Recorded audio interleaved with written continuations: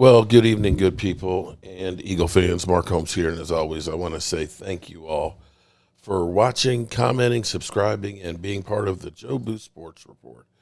Without you guys, as well as you ladies, you know that this literally does not work.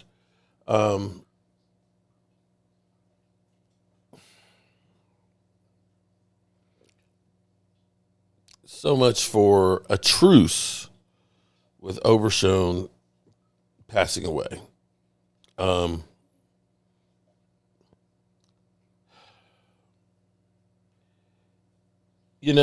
There's a time.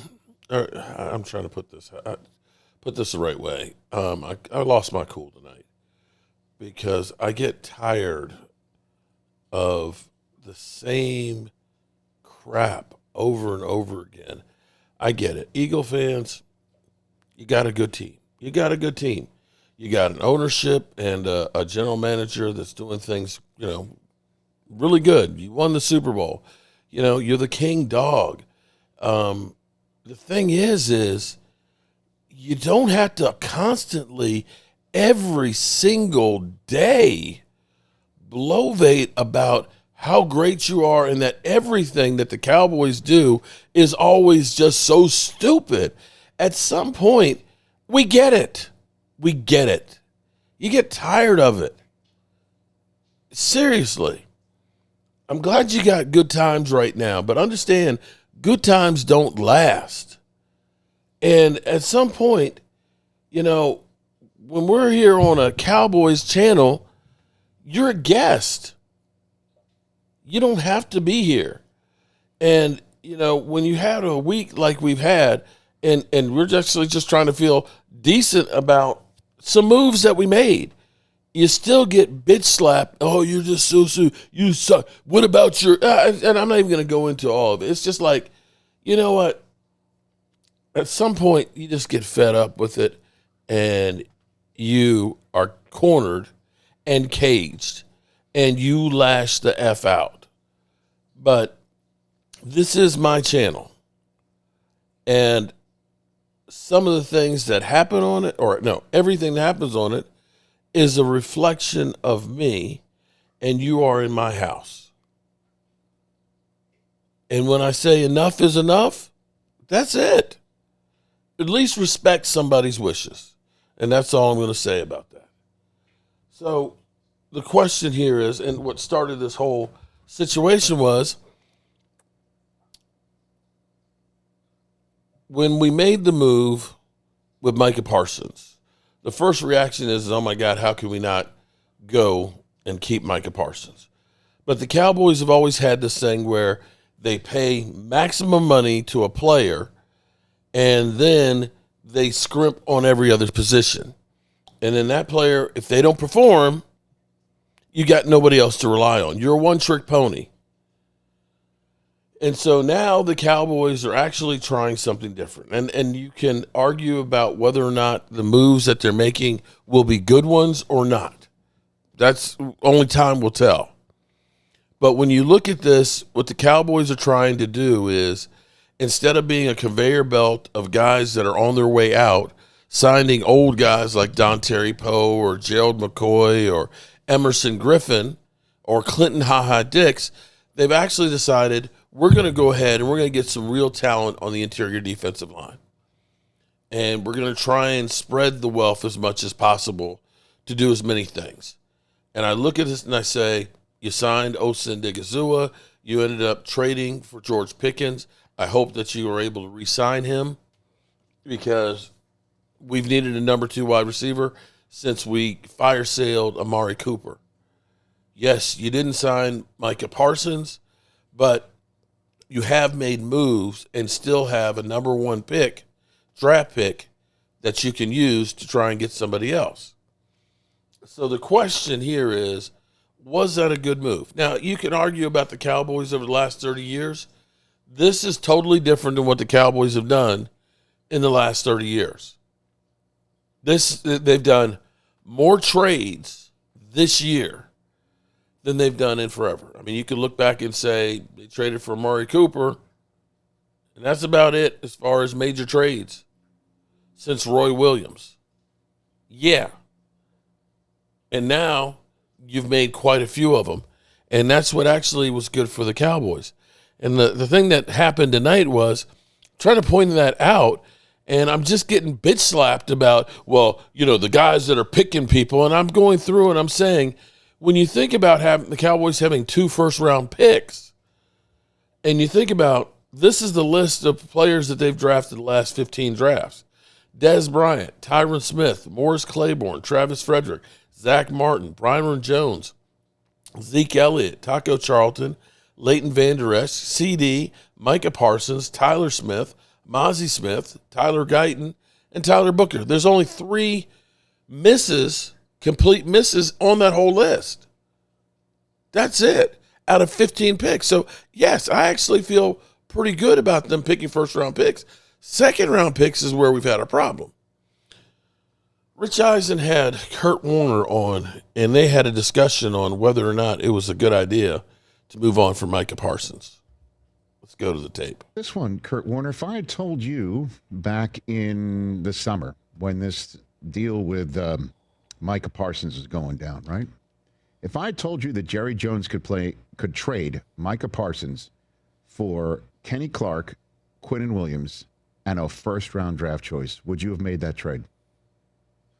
Because that's what's happening right now. Because he was able to flip his one 2 years from now because he's got one from Green Bay in his back pocket, and he got Quinnen Williams and Kenny Clark, and obviously he flipped another 2 to the Jets for Quinnen. But this is the end result right now. As we know it, going into Week 10 of this season, they are 3-5-1. Partially because Micah's not there to rush the passer. So what do you think now that we're here? I mean, I think, if, a couple of years from now, if we see what that number 1 pick does and who that is, you obviously got 2 really good players, in Clark and Williams. I mean, obviously they're good football players without a doubt. So you've upgraded the interior, your defensive line, but you've also lost, a guy that most of us feel is a generational type player. And so, again, I think it's always hard for me to go, okay, it's a good move to let somebody go that is such a difference maker, like Micah is. I remember when I was in Arizona and played with Anquan Bolden, and there was always talk about, him leaving. And obviously the year after I retired, they sent him on his way to another place. And, it was always the talk about, well, he's not the most talented guy, doesn't run the fastest, all of these things. And all I thought every time I heard it was like, you guys don't get it. I mean, this guy is a great football player. He brings things to the table that I don't care if you get somebody faster or that fits your mold more, they will not be Anquan Bolden. They won't bring to the table what he does. But too many people miss that. Now, I'm not sure they miss that necessarily with Micah because you see it. But my point being is that these guys that are great football players change the complexion of everything for your football team. How you play, what you believe. When the game's on the line, you've got a guy that you can go to in those situations and will make that play, will be that difference maker for you. And so those guys I don't think can ever be overvalued. But I think a lot of teams do. They think they're overvalued because whatever, we can get 2 guys, we can get a first-round pick. But what they do is special and different. And I just, to me, I don't know if you ever win. And again, we can see what that first round pick is they get in a couple years. But, Clark and Williams are good players. They're not Micah Parsons. And so to me, you don't win unless you find a way to replace that difference-making piece that Micah Parsons brings to the table, even though they have a lot of other issues.